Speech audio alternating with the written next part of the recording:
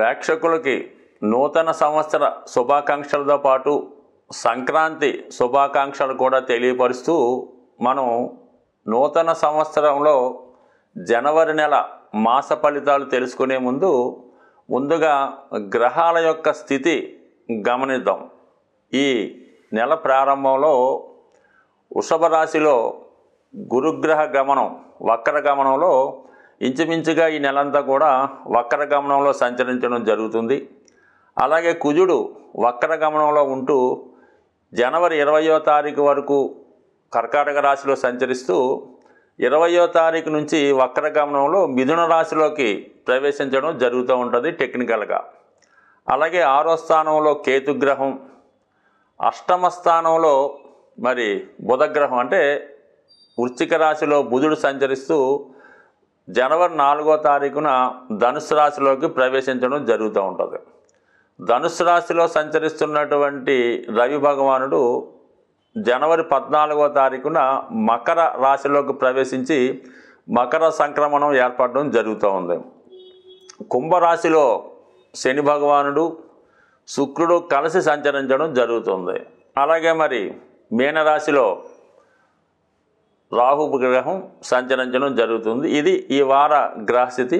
ఈ రాశుల యొక్క స్థితి గమనించినప్పుడు చాలా వరకు గ్రహాలు మంచి మిత్రస్థానాల్లోనూ ఉండడం వల్ల గ్రహాలు వారి రాశిని బట్టి అనుకూల ప్రతికూల పరిస్థితులు ఇవ్వడం జరుగుతుంటుంది. అది వ్యక్తిగతంగా ఏ రాశికి ఆ రాశికి తెలుసుకున్నప్పుడు ఏ గ్రహం ఏ ఫలితం ఇస్తుందో అన్నది కొంత డీటెయిల్గా తెలుసుకుందాం. కానీ ప్రస్తుత గ్రహస్థితి ఈ విధంగా ఉండడం జరుగుతుంది. సో ఇప్పుడు ఉన్నటువంటి ఈ గ్రహస్థితి మిగతా రాశుల వారి మీద అంటే ద్వాదశ రాశుల మీద ఏ విధమైన ప్రభావం చూపుతుందన్న విషయాన్ని మనం వివరంగా ఒక్కొక్క వీడియోలో తెలుసుకునే ప్రయత్నం చేద్దాం. సింహరాశి వారికి 2025వ సంవత్సరం జనవరి నెల మాస ఫలితాలు తెలుసుకునే ప్రయత్నం చేద్దాం. మరి సింహరాశి వారికి ఈ నెల 14 వరకు సూర్య భగవానుడు 5వ స్థానంలో సంచరించడం అన్నది జాతకుడి యొక్క సమయ స్ఫూర్తితో ఏ విషయాన్నైనా సాధించే విధంగా ఉండడం జరుగుతుంది. తనలో ఉన్నటువంటి టాలెంట్కి తగిన గుర్తింపు రావడం కూడా జరుగుతూ ఉంటుంది. అయితే జనవరి 14 తర్వాత 6వ స్థానంలోకి రవి ప్రవేశం అన్నది ఈ సింహరాశి వారికి విజయ అవకాశాలు రావడం జరుగుతూ ఉంటుంది. చాలా కాలంగా మిమ్మల్ని ఇబ్బంది పెడుతున్నటువంటి విరోధులు ప్రత్యర్థులు వారిపై మీరు విజయం సాధించి వారు మీకు అనుకూలంగా రావడం జరుగుతుంటుంది. అంటే ఈ సమయంలో మీకు మీ యొక్క శత్రువులు మీకు మిత్రులుగా మారి మీ అభివృద్ధికి కారణం అవడం జరుగుతూ ఉంటుంది. మళ్ళా వాళ్ళు మీతో పరిచయాన్ని పెంచుకొని మీ నుంచి పొందవలసినటువంటి లాభాన్ని పొందుతూ ఉంటారు. ఇక్కడ మీరు కూడా ఏదైనా ఉద్యోగ ప్రయత్నం చేస్తున్నా, ఇంటర్వ్యూ అటెండ్ అవ్వాల్సి ఉన్నా, అలాగే ఏదన్నా కోర్టు సమస్యలు పోలీస్ స్టేషన్లో చికాకులు ఉన్నా కూడా మీరు విజయం సాధించే అవకాశం ఉంది. బట్ ఏదైనా ప్రభుత్వ లావాదేవీలు మీకు అనుకూలంగా ఉంటాయి. ప్రభుత్వంతో ఏర్పడుతున్నటువంటి విరోధాలు మీకు సామరస్యంగా పరిష్కరించబడతాయి. అలాగే ఇంట బయట మీరు చక్కగా విజయాన్ని సాధిస్తూ మీరు నేచురల్గా మీ ఉన్నటువంటి సక్సెస్ పొందడం జరుగుతూ ఉంటుంది. చాలా వరకు ఎక్కడికి వెళ్ళినా కూడా గౌరవాన్ని, సంతోషాన్ని, ఆనందాన్ని పొందే విధంగా ఈ రవి భగవానుడు మీకు జనవరి 14 తర్వాత అనుకూలించడం జరుగుతుంది. అలాగే ఇంకొక యోగకారకుడైనటువంటి కుజుడు మనకి చతుర్థ భాగ్యాధిపతిగా వేస్థాన సంచారం అన్నది ఈ సమయంలో మీరు ఏదైనా స్థిరాస్తి అమ్మే ప్రయత్నం చేస్తున్నా, లేదా ఒక చోట స్థిరాస్తి అమ్మి వేరే చోట కొనడానికి ప్రయత్నం చేస్తున్నా 100% అవి మీకు సక్సెస్ అయ్యే అవకాశం ఉంది.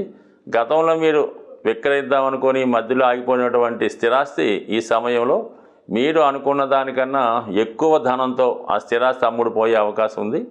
అలాగే ఈ విషయంలో మీరు కొంతవరకు ధనాన్ని మీ యొక్క గృహ అభివృద్ధి కొరకు కానీ, పుణ్య కార్యక్రమాలకు కానీ, విదేశ ప్రయాణాలకు కానీ, లేదంటే విదేశంలో ఏదైనా స్థిరాస్తి కొనుక్కునే ప్రయత్నంలో ఇది చాలా వరకు ఆ ధనాన్ని ఇన్వెస్ట్ చేయడం జరుగుతూ ఉంటుంది. బట్ ఏదైనా ఒక చోట అమ్మడం వేరే చోట కొనడం జరుగుతూ ఉంటుంది. భూముల మీద స్థిరాస్తుల మీద ఆదాయం కూడా ఈ సమయంలో రావడం జరుగుతుంది. ఇంకా ఈ బెటర్ రిజల్ట్ ఏంటంటే జనవరి 20 తర్వాత కుజుడు వక్రగమనంతో లాభస్థానంలోకి వెళ్ళడం జరుగుతుంది. అది ఇంకా మీకు ఇప్పటికన్నా భూముల యొక్క ధరలు పెరగడం వల్ల మీకు మీ యొక్క స్థిరాస్తి వాల్యూ కూడా పెరగడం వల్ల మార్కెట్లో మీ యొక్క వాల్యూ కూడా పెరుగుతుంటుంది. ఇది ముఖ్యంగా ఏంటంటే ఈ గ్రహస్థితి రాజకీయ రంగంలో ఉన్న వాళ్ళకి, స్థిరాస్తి వ్యాపారంలో ఉన్న వాళ్ళకి చాలా వరకు మంచి ఫలితాలు ఇవ్వడం జరుగుతూ ఉంటుంది.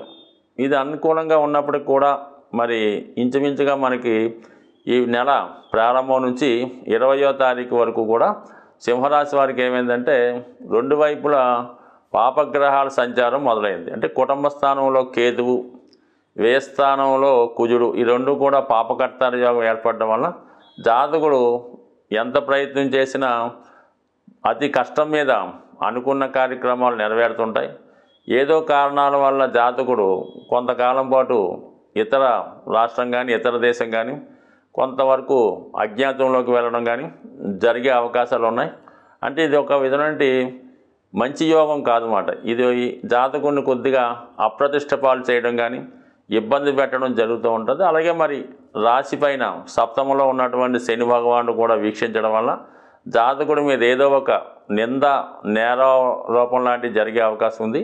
అలాగే అనారోగ్య సమస్యలతో ఉన్న వాళ్ళకి ఈ గ్రహస్థితి చాలా వరకు ఇబ్బంది పెట్టే అవకాశం ఉంది. తప్పని పరిస్థితుల్లో కొంతవరకు ఏమన్నా హెల్త్ ప్రాబ్లమ్స్తో ఉన్నవాళ్ళు ముందుగానే తగు విధంగా వైద్య పరీక్షలు చేసుకొని జాగ్రత్త తీసుకుంటే మంచిది తప్ప, లేనిచో ఏదో విధంగా హెల్త్ పరమైనటువంటి ఇబ్బందులు సడన్గా రావడం, హాస్పిటలైజేషన్ అవ్వడం ఇలాంటివి కూడా జరిగే సూచనలు ఉన్నాయి. కాబట్టి తగు జాగ్రత్త వహిస్తే చాలా అనుకూలంగా ఉండే అవకాశం ఉన్నది. ఇక మనకి శుక్రుడు దశమ తృతీయాధిపతిగా ఉన్నటువంటి శుక్రుడు సప్తమ స్థానంలో శని భగవానుడితో కలియటం వల్ల ఉద్యోగంలో మార్పు కొరకు ఏమైనా ప్రయత్నం చేస్తుంటే వారికి ఉద్యోగంలో మార్పు వచ్చే అవకాశం ఉంది. అలాగే వైవాహిక జీవితంలో ఉన్నటువంటి సమస్యలు ఏవైనా ఉంటే అవి పరిష్కరించే అవకాశం ఉంది. ముఖ్యంగా ఈ రాశిలో ఉన్నటువంటి స్త్రీలకి ఈ యొక్క గ్రహస్థితి చాలా అనుకూలించే విధంగా ఉంది. వాళ్ళ యొక్క ఉద్యోగ ప్రయత్నాలు ఫలించడం కానీ, అలాగే ఏంటంటే ఏదైనా వివాహ ప్రయత్నాలు ఫలించడం, ఇవన్నీ కూడా శుక్రుడు శని కలయిక వల్ల ఈ కుటుంబంలో అంటే ఎవరైతే సింహరాశిలో ఉన్నారో వారికి వ్యక్తిగతంగా స్త్రీలైతే వాళ్ళకి, అలాగే మగవాళ్ళు అయితే వారి యొక్క భార్యలకు కానీ సంతానానికి కానీ మంచి విదేశ అవకాశం కానీ వృత్తిపరమైనటువంటి అభివృద్ధి కానీ వచ్చే అవకాశాలు ఉన్నాయి.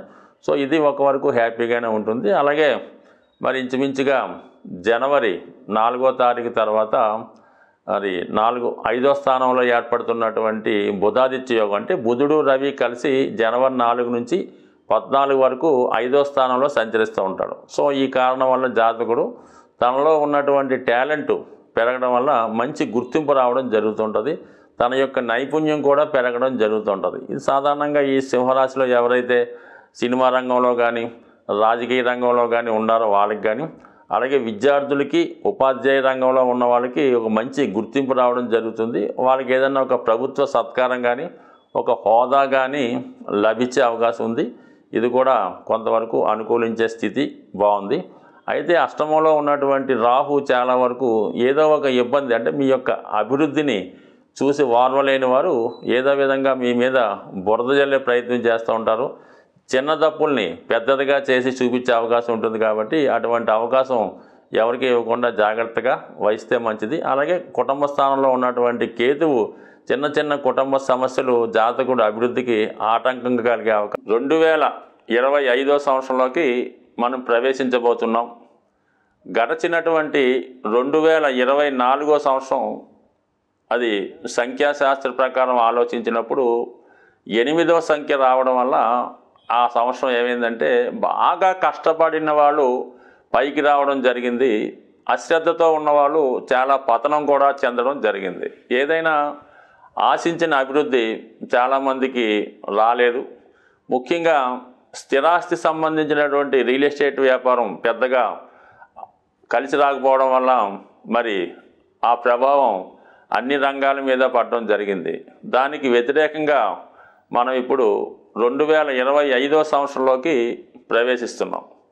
ఇది టోటల్ 9 రావడం వల్ల చాలా వరకు ఈ రియల్ ఎస్టేట్ వ్యాపారం భూముల యొక్క విలువ ఎక్కువగా పెరగడం వల్ల దాంతోపాటు అన్ని రంగాల్లోకి ధనం ఇన్వెస్ట్మెంట్ చేయడం వల్ల అటు వ్యాపార అభివృద్ధి జరుగుతుంది, పారిశ్రామిక రంగం అభివృద్ధి చెందుతుంది, ఈ మోటార్ ఫీల్డ్ కూడా అభివృద్ధి చెందడం వల్ల అన్ని విషయాలు కూడా అనుకూలంగా ఉంటుంది. అలాగే చివరి సంఖ్య 5 రావడం వల్ల ఏంటంటే వ్యాపార వర్గం వాళ్ళకి బాగుంటుంది, మేధావి వర్గం వారికి అనుకూలంగా ఉండే అవకాశం ఉంది. కాబట్టి చాలా వరకు గడిచిన సంవత్సరం కన్నా ఈ సంవత్సరం ఫలితాలు అన్ని రాశుల వారికి చాలా వరకు శుభకరంగా ఉంటుంది. ఏదో ఒక కొత్త ఆదాయం కూడా ఏర్పడే అవకాశం ఉంది. కానీ మరి 2025 అందరికీ శుభంగా ఉండాలంటే ముఖ్యంగా ఈ నెలలో ఏర్పడుతున్నటువంటి మకర సంక్రాంతి అంటే సూర్యుడు ప్రతి నెల ఒక రాశి మారడం అనేది జరుగుతూ ఉంటుంది. మరి ఈ నెలలో మరి మకర రాశిలోకి ప్రవేశించడం చాలా వరకు ఇది మకర సంక్రమణం అంటారు. మరి ఆ రోజు అంటే చాలా వరకు తెలుగు వారందరూ కూడా పాటిస్తుంటారు. అందరూ కూడా విధి విధానంగా సాంప్రదాయంగా పాటిస్తూ ఏదైనా ఒక సూర్య దేవాలయానికి కానీ, హనుమాన్ టెంపుల్ కానీ, రామాలయానికి కానీ దర్శించి విధి విధానంగా పూజ చేయడం, ఆ రోజు మీ పెద్దవారి యొక్క పేరుతో అంటే మీకు ఎవరైతే మీ జన్మ కారణం అయ్యారో మీ యొక్క ఇంటి పేరుతో ఉన్న వాళ్ళకి ఏదో విధంగా మరి వారి పేరుతో ఆ గుడిలో ఉన్నవారికి కొంత డొనేట్ చేయడం వల్ల కానీ, అన్నదానం చేయడం వల్ల కానీ మీ యొక్క జాతకంలో ఉన్నటువంటి దోషాలు సంపూర్ణంగా తొలగిపోయే అవకాశం ఉంది. మరీ ముఖ్యంగా ఏదన్నా గోవుకి ఏదైనా మంచి ఆహారం పెట్టడం కానీ, నానబెట్టిన గోధుమలు బెల్లం పెట్టడం వల్ల కానీ, గోవుకి సేవ చేయడం వల్ల కూడా అంటే మనకి పర్టికులర్గా ఈ 14, 15, 16 తారీఖులో ఈ విధమైన పుణ్య కార్యక్రమాల్లో పాల్గొని పెద్దవారి పేరుతో మీకు ఇటువంటివి డొనేట్ చేయడం వల్ల పితృదేవతల యొక్క సంతోషంతో మీరు ఖచ్చితంగా రాబోయే సంవత్సరం ఆనందంగా గడిపే అవకాశం ఉంటుంది. స్వస్తి.